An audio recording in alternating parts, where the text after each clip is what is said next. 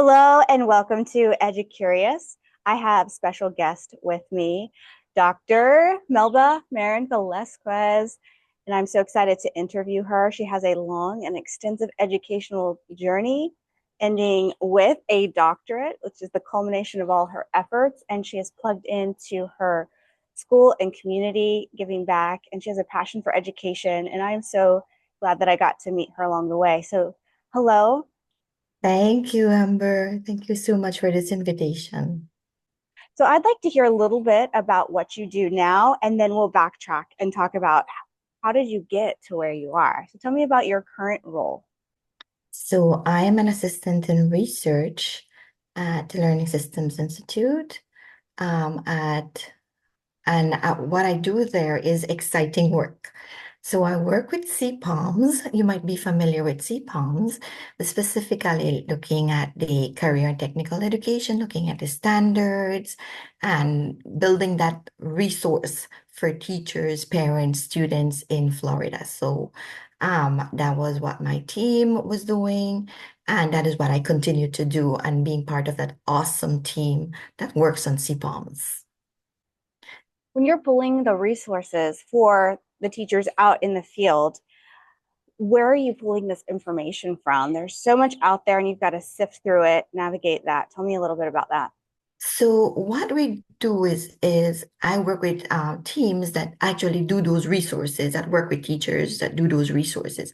So I specifically work with the standards and benchmarks. So if you might have noticed, CTE, Career and Technical Education, was not on CPOMS. So what we did was built that part of the platform. So that is now available, and working in tandem with the Florida Department of Education, that awesome team that is there.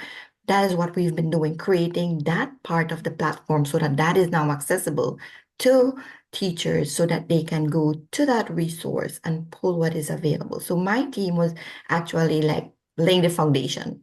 So putting in all that data entry into that platform.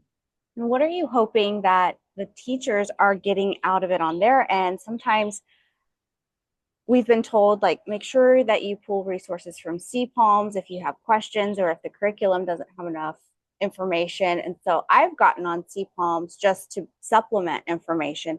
But really, when I dove down into it, it is so robust and comprehensive that it has everything somebody would need for every single grade level benchmark standard, which is fascinating to me. But I feel like maybe you could tell a synopsis of what a teacher educator could expect when they get on there if they're unfamiliar with it. So you can start right from your lesson. What is it that you want? So look at the standard, look at the benchmarks, and then go to CPALMS and look at what resources are there specifically for that standard, for that benchmark. Because there are countless numbers, like you said, it is so vast, but it is also so precise that you can just zone in, hone into that standard or benchmark, and then the resources that are available for that specific standard or that specific or those specific benchmarks. I want to go backwards in time. I want to talk about your story in education. Where did you come from? What brought you to this role today, which is so important? And I really appreciate you allowing teachers to have access to these resources. But go back to the beginning. What is your story?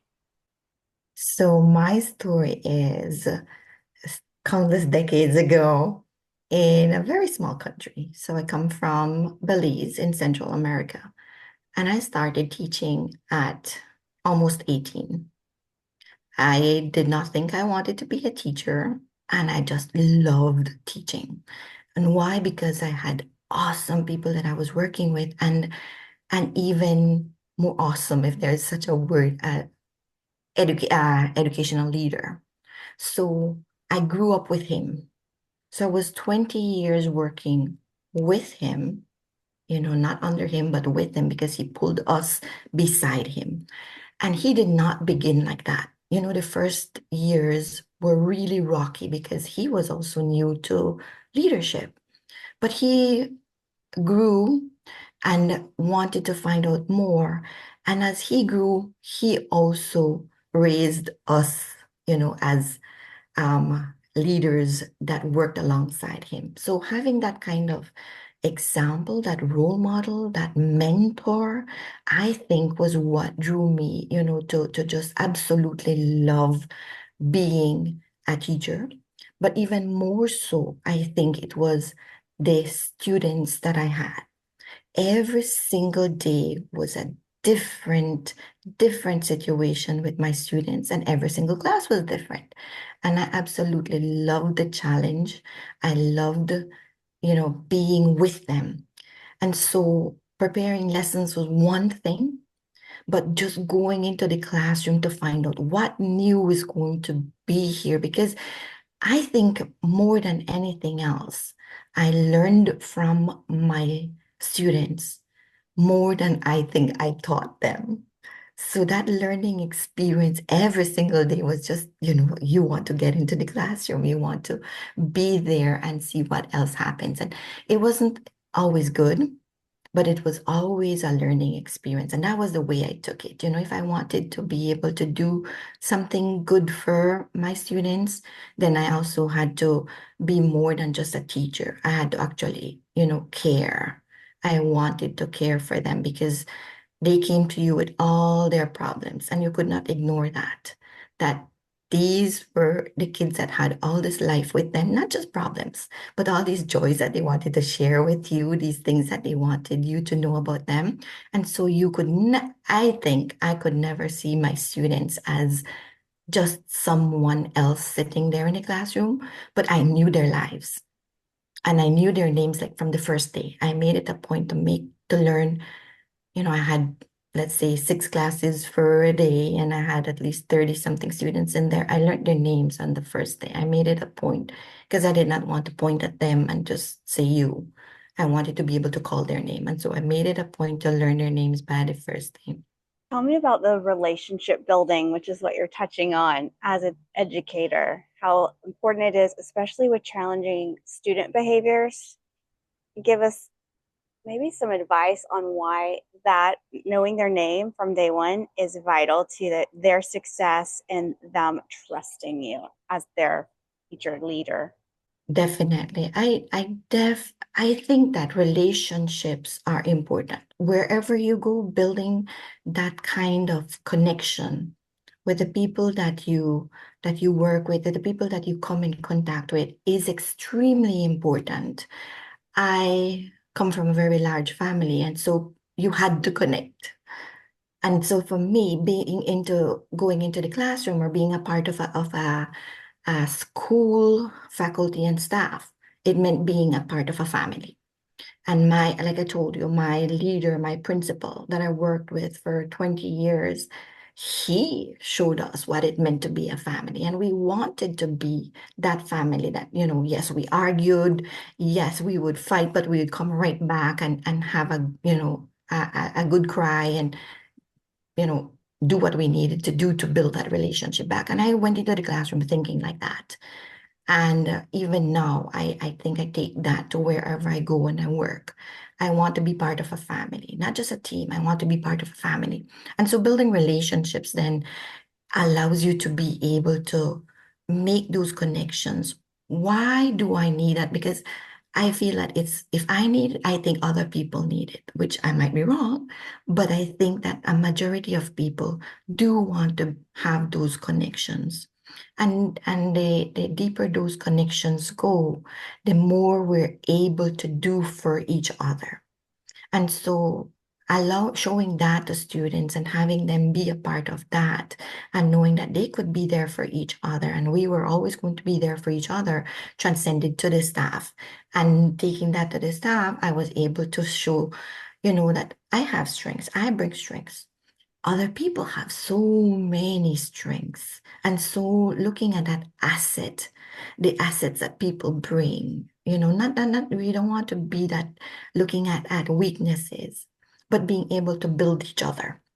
And if you take that into the classroom, if you take that into the staff room, if you take that into the meetings and connections outside of the school, outside of the classroom to parents, and letting your parents know that you care about their child just as much as they care about their children, then that is going to be felt. And if you build those connections where feelings and emotions are real and sincere, I think it allows for that trust and for more things to happen. You become more involved when people have that kind of buy-in. How can you have buy-in? Through trust. And so whatever vision you might have if you're an educational leader for your school, if you're a teacher for your classes, if you're a student for your fellow classmates in your class, then it allows for more things to be possible. If we think about how creative teachers are and about how strong they are, they need to be able to do a whole lot of things, you know, in the classroom, in the staff room. But if they're able to do that, knowing that they will be supported, they're not going to hold back. And that is what you want to do. So when we think about systems, you know, we say, oh, we need more professional development. But what do we build on? Sitting in professional development workshops for 2, 3 hours. How will that work? How does that transcend into the classroom? How does that translate into the lives of teachers and students and leaders? The way to do it is to build on strengths. And every person, for when I started teaching, I didn't know a whole lot of things because I didn't have the pedagogical aspect. I went back to the classroom 2 years after I started teaching. And I was looking at, okay, what am I doing that I'm failing students? Why can't I get to some students? And I realized, that you're looking at from that deficit aspect. You're saying, what do students need? No, what do students have? And so I think about people in that kind of way. What do they already have? And I try to look at their strengths.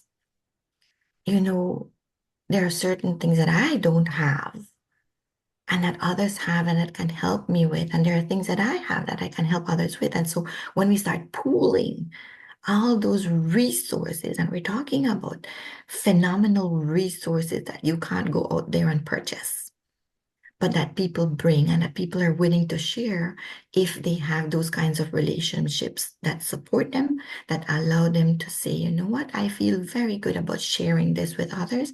Let me go ahead and do that. And I think that if we start thinking more along those terms, with the people that we meet, with the people that we come across, I think, it builds that kind of network to be able to say, you know what, this person is such a leader. Look at the character of this person and what they bring. And that adds to whatever foundations you have already laid in terms of your teacher leaders. Look around you. Sometimes people just need a little bit of encouragement.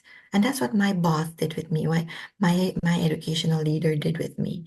He was a principal that said, would you like to be able to do this? I think you can do that. And when I would say, like, I don't think, like, why did you think of me to do that? I don't think so. And he said, like, yeah, give it a try.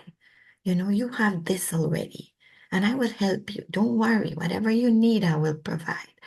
And he didn't have the resources. We didn't have like the financial resources, but he had the human resources. And if I knew there was a net of people waiting down there to catch me, to help me, to lift me up, you know, that made me feel, bold, courageous to be able to go ahead and do what he said I could do. And until and living up to those challenges, I wanted to be able to show not only him, but I wanted to show myself. If he believed in me, then who am I to doubt myself? That was the way I took it. And so I would take up the challenges. And it was like that for the 20 years that I worked alongside him.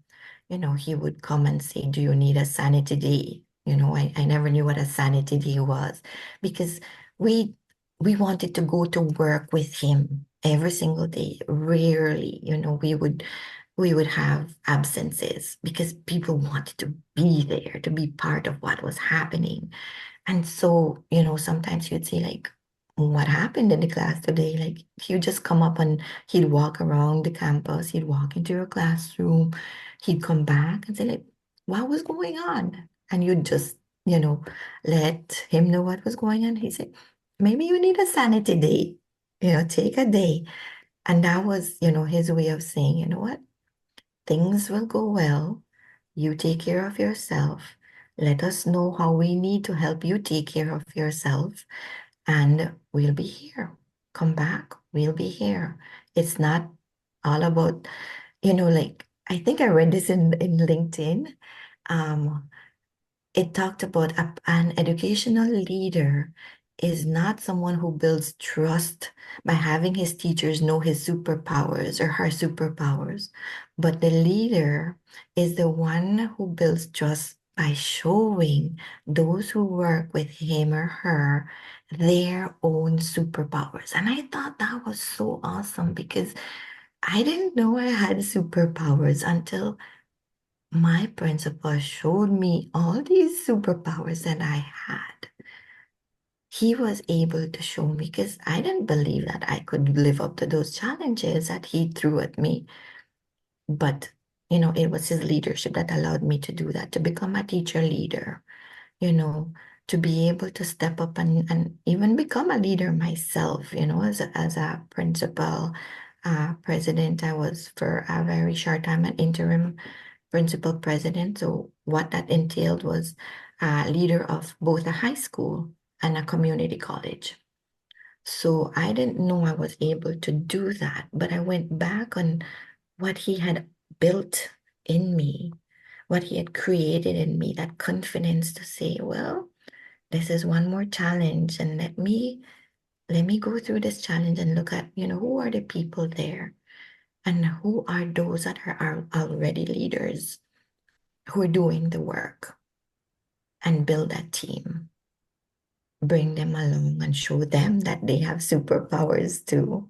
Do you find that that translated directly into the love and the unlocking superpowers that you were able to offer your students? Like you felt it, you could pass that on even more easily and confidently. Yes, knowing that, what tools I didn't have, I could go to him. I could go to my fellow teachers, my colleagues, and say, you know what, this was an issue that I found, or I'm experiencing this. What about you guys? And they were able to say, well, this is what I'm doing, or how about this? Or I read this somewhere. And my principal also lent us books. And he said, how about this? I remember the first book he gave me was Who Took My Cheese? you know and that talks about leaders, and the last one he gave me was Switch by the Heath brothers. And so that one was, looking at change. How do you bring about change? And looking at who's the writer? The Heath brothers talk of who's the writer. The writer is that one, the logical side. And then what's the elephant? The elephant is the emotional side. And then what's the path? And the path is the situation. So what do you want to change? How do you want to change it? You have to bring people, motivate them to want that change with you. So talk change. That's the change talk, to be able to say, you know what? Come along with me. This is our vision. What is your vision? How can we bring that together so that that vision comes to fruition using the resources that we have, and looking at, where are the resources that we don't have, and how can we make them available for all of us. And the ultimate goal is to be able to say, you know what, this is for our students. So bring parents along, bring those people who can help us get the resources for our children. Because if you appeal to that side as an educational leader, as a teacher, as, a parent, you begin to think in terms of what is best for these children. How can we serve them better? Not just a transformational leader, but a servant leader too. How do we provide for them? And then how do I provide for my teachers to be able to have them go into the classroom with that same kind of love and caring, that empathy for these children who are going to grow up, and you're going to come across them, in the street, or see them somewhere and say, I taught him or her, I taught them. And I look at the same thing, when I was in the educational leadership and administration online program as a graduate assistant, teaching assistant, program coordinator. That was what I took to that platform too, to that program, because there are students who are prospective leaders, who will be leading, and you want them to be good leaders. But they also have other things that are happening in the background. They are parents, they are teachers, they're assistant principals, they're leaders, they're doing all these different things, and they are students. And so it can be overwhelming. So, where do you, as a leader, as a teacher, help them to be able to take things a little bit at a time? Where can you provide the resources that are available to them when they say, I can't do this anymore. I'm overwhelmed. How do you provide that for them? And so I think, thinking about what you would want for yourself, being able to provide that for your student. What do you want for them that you would want for yourself too? And wanting more for them, I'm at an age where what's next? But looking at for my students, everything is next for them. So how do you help them step up? I'd like to hear a little bit more about after you were a teacher for your period of time. What were your next steps that you walked through? Because I know you from your career in Tallahassee. So kind of bridge that gap for us. Walk us through that. I came to Tallahassee right after I did that interim principal president. My husband was coming to school to Tallahassee, and I had teenagers, or kids that were going to be teenager, preteens. And he had come before to do his studies in the US, and we had stayed home. And as having teenagers or preteens, you need the help of, both parents. And so I decided, okay, I've done what I needed to do in education, and I'm going to step boldly into the future, not knowing what that was. I was going to take a year to help my children adjust in a new environment, in a new country, while, my husband was studying. And I don't know what I was going to do. I was going to write stories because I write stories.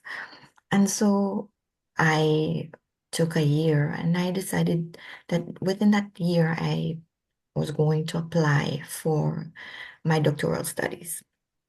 And that happened. And that was how, I was at Florida State University pursuing my doctorate degree. That I did 27 years as a teacher, as a high school teacher, as a teacher in the community college. For 8 years, I did programs out of the school itself, but as a part of community work. I established a program for immigrants, both ESL and adult learning. So we had in that program, it ran on Saturdays for 16 to 20 weeks. And because that was when the community was able to come to school on Saturdays in the afternoons. And we thought it would be only women because, they could not communicate with their child's teacher. So when I was teaching elementary school teachers at the community college, this was an issue that they raised and said, we don't speak Spanish, and our children's parents are coming, and we can't tell them what's going on. So we decided, well, let's approach the schools and tell them we're going to be providing a service for them so that they can, take English classes, so that they can communicate with their teachers, their children's teachers. And so these teachers decided that they wanted to volunteer as teachers in the program. So we had them doing almost like a pre-service, in-service experience. And we had parents who were both males and females, or women and men. And they were coming and saying, we also want to be able to use this as a certificate to get a job. So they had the requirements to be able to get their work permits. And so we helped them that. So we had graduation. They planned their graduation at the end of the 20 weeks. They got a certificate. They had a valedictory address. They chose a classmate that would do the valedictory address. And we had babies coming with the parents. So we provided a little library so that they can read. The grounds were gated, so we had security, so they were safe. And so many things happened, Amber, as a result of that project. Again, looking at building relationships. We had a gentleman who started the program, the first year, the pilot program, at 72 years. All he wanted to do was to be able to read his Bible. He did not know how to read, and he wanted to learn how to read to be able to learn to read his Bible. And by the end, like when I came to FSU and left, he was reading. So that spanned 8 years. We had baby Angel. Angel was born during the program, and so he came for 5 years to the program. So when he was months old, he came to the program, and he kept coming until he was 5. We had a child that I did not know was autistic. His mom kept coming, and one day she just was crying in class, and I said, "What's going on?" She said, "My son," because they were leaving at the end of the class, and I told them bye, and she and her son said bye, and she started crying, and I said, "What's going on?" She said, "You don't know this, but my son has been, because he's been at the board with you." So I gave him markers, to write with me on the board. Like he wanted to be there in the classroom with me. And so he was writing whatever I wrote on the board, he would write. And she didn't tell me that, he didn't know how to read and write either, and that he was nonverbal. But that day when he said goodbye, she said he has never spoken, and he told you, goodbye. So those were the things, the miracles that were happening in this community project that came from my students in the elementary class. We were doing teaching methods in Spanish. And they were saying, like, why can't we do this for English? Why can't we do this for our parents who are not able to communicate with us, and we can't communicate with them? So being birthed, created out of students feeling that they can make their ideas known, being trusted that they will, do a good job, that they will be given support, and that, their ideas are valid. That kind of empowerment brought empowerment not only to them, to myself, but to these participants in this project over the span of 8 years. That was how long I worked with it before I came to pursue my own education. but it shows the power that if you know what's going on, these parents were telling us their stories. They were saying like to one of the teachers, like, I don't know what I'll go home to right now. I don't have anything to eat. And so we pulled resources and were able to help them. One of my teachers was diagnosed with breast cancer during that time. And she did pass away. But that gentleman that I told you, she was his one-on-one teacher. And when she was, in chemo and couldn't come, he didn't come either. He said, I'm going to come back when she comes back. And he showed her that belief that she was going to be healed, that he was going to be there with her, and that he only wanted her. So that kind of empowerment and people relationship building is is what has been my experience over the span of my educational vocation, because it's not a career, it's not a profession, it's a vocation. I think I was called to do that because I never thought I wanted to be a teacher. And I'll tell you this, my last class with my senior class at high school, because I was moving on to community college. We were talking the last day of school, we were talking about what we wanted to be. And so they were letting me know what they wanted to be, their dreams for the future. And so they said, like, what did you want to be? And I said, I wanted to be a pediatric neurosurgeon. And they said, what is that? Like, so I said, I wanted to touch children's brains. And he said, but that's what you're doing. You're touching children. Like you know how smart your kids are. Your students are so, so smart. Like they just like, I did not even think about that. That was a light bulb for me. That was a teaching moment. Like I never saw it in that way.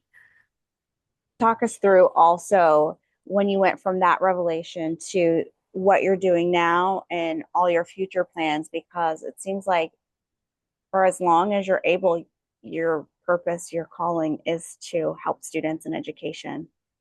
So give us a glimpse. So, for now, I'm doing research.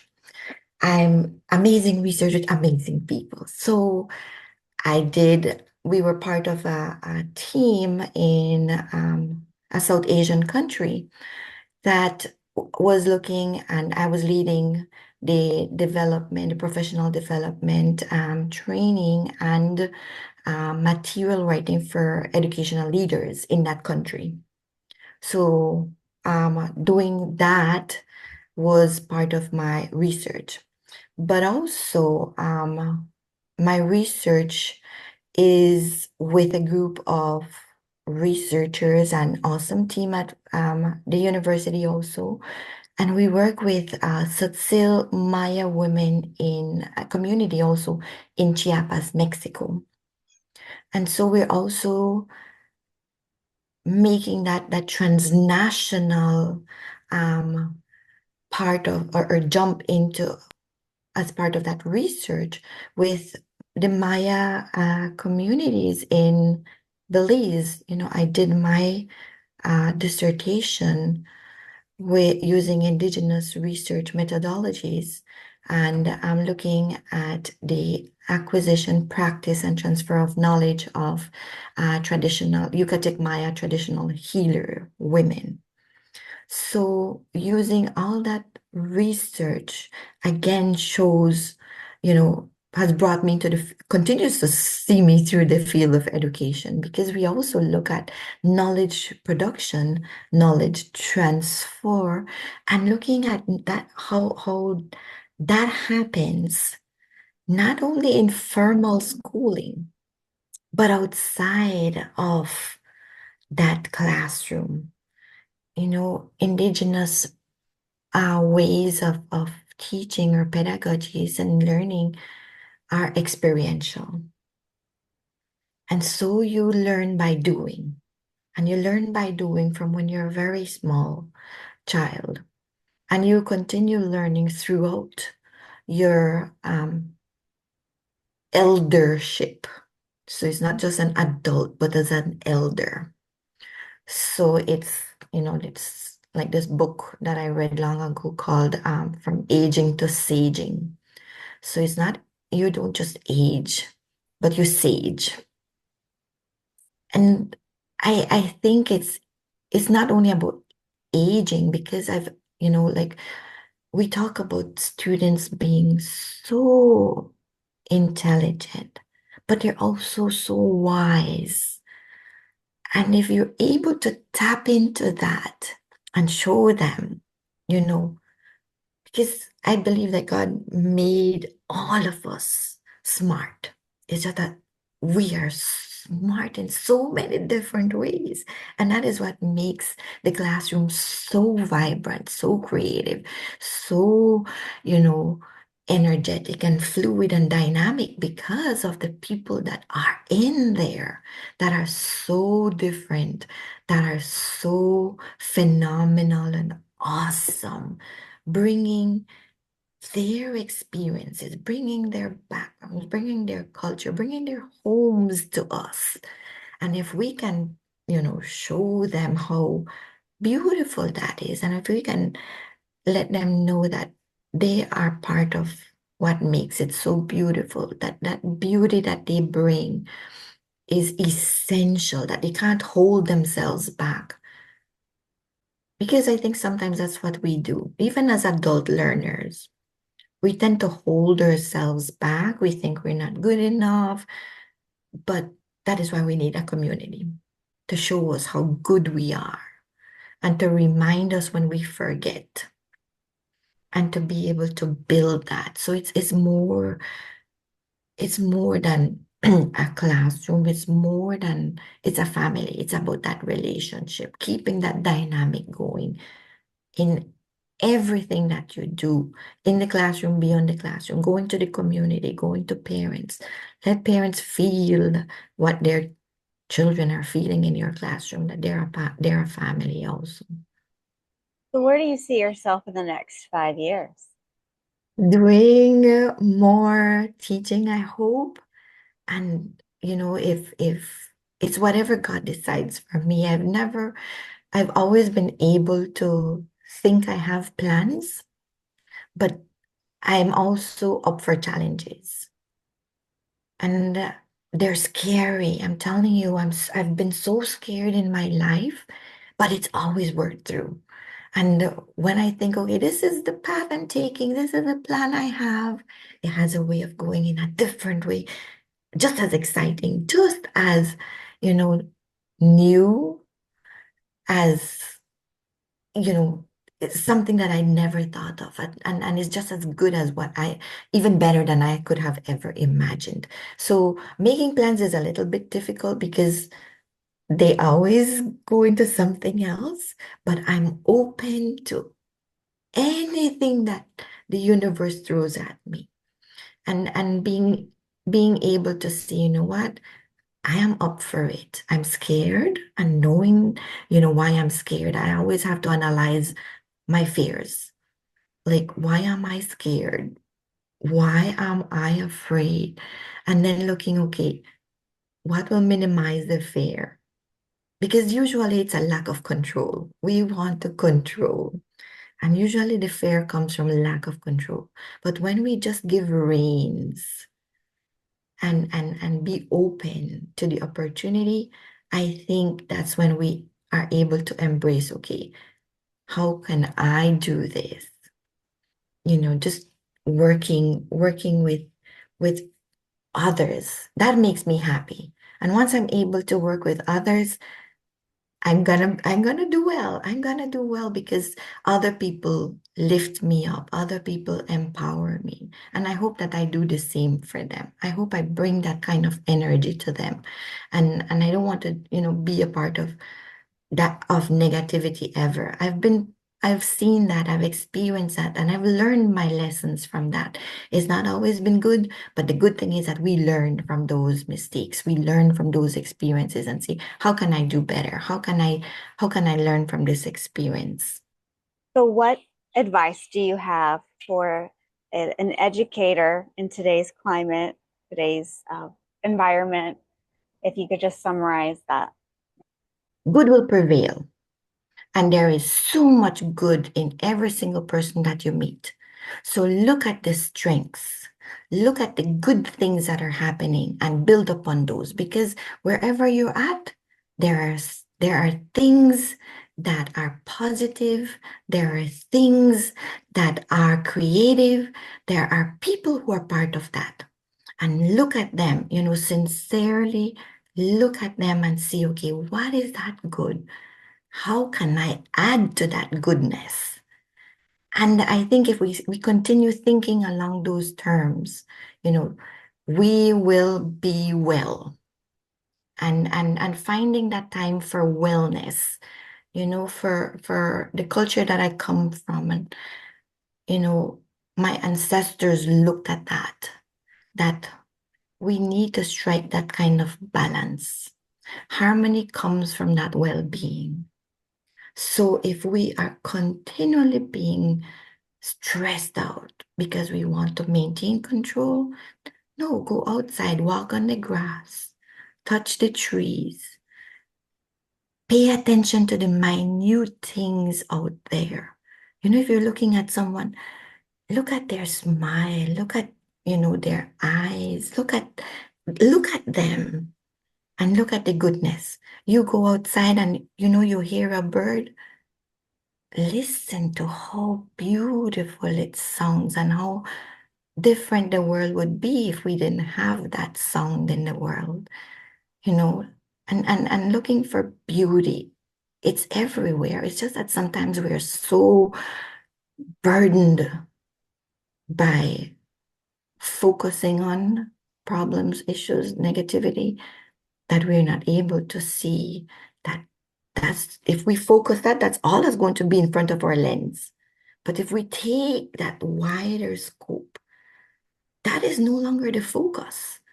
There are many other beautiful things out there once we decide to change our focus. What is at the center of our lives? And that translates and goes over to leadership. Or I believe all of us are leaders. And just we're all different types of leaders. And if we look at that horizontal leadership rather than that hierarchical leadership, we're going to be able to see, the power that exists. And that comes like in your classroom, the power that those children bring to that class, the power that their parents bring into your class, the power that you as a staff member, faculty member bring to your school, and the power that your leaders, because you have teacher leaders, just, mentors, these awesome people that are near you, those should be your focus. Like what makes them good? And don't be afraid. And sometimes ego makes us scared too. Because we're so into, okay, how does that look? How do I look? But if we look beyond that and see how much better can I be by being a part of these people and having them enter into my life, then I think the focus is recentered. We have something else being centered, and well-being comes from that, being able to bring that kind of energy into who we are, what we are, and a part of those that are part of us too. So if we are part of a school, if we're part of a team, if we're part of a class, whatever we're part of, then we need to focus on the goodness and the strengths of that entity so that we can have that kind of harmony that, my ancestors talked about, the harmony that comes from being in touch with goodness. Well, I have one last question, and it's about a lot of teacher leaders that I meet often question about getting their higher degree, like a doctorate, an EDD, a PhD. Do you have any advice on navigating that as far as if somebody's saying, I don't know if I want to take the time or it's expensive? tell us a little bit about why you did it and what doors it opened, just to help answer some questions that many people have. And there's not tons of people who go through the doctorate program because it is a big commitment. So it'd be great to have a little advice on that. Definitely. So my PhD was something that I had given up on. I did my master's 15 years, I think, after my bachelor's, and I did that while pregnant. So I had a C-section 5 days after I was back in the classroom, or else I would have lost my place in the master's program. Wasn't easy. It's never easy. It's never easy for anybody. We have lives. And the same thing happened with my PhD degree. I thought I was too old. I started at 43, I think, or 46. And I thought, I had the worst case of imposter syndrome. But then I remember specifically walking through the halls of my college, of my department, and I saw my reflection in one of the glass windows, walls. And I said, look at how privileged you are. Look at where you have come from. How many people from your country get to walk halls like these? It doesn't happen just like that, And I believe a lot of things are meant to be, but a lot of things we also have to help make happen. And I had to be open and not scared. And even with my fears, proceed and say, I would sit in a classroom and say, like, you're the oldest one here. Look at these young people.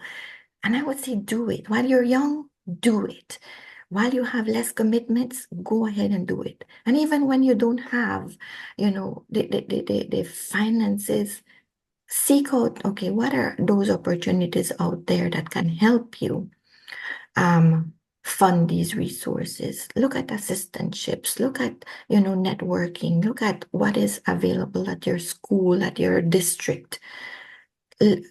Talk to people, find out what they're doing and how they're doing it.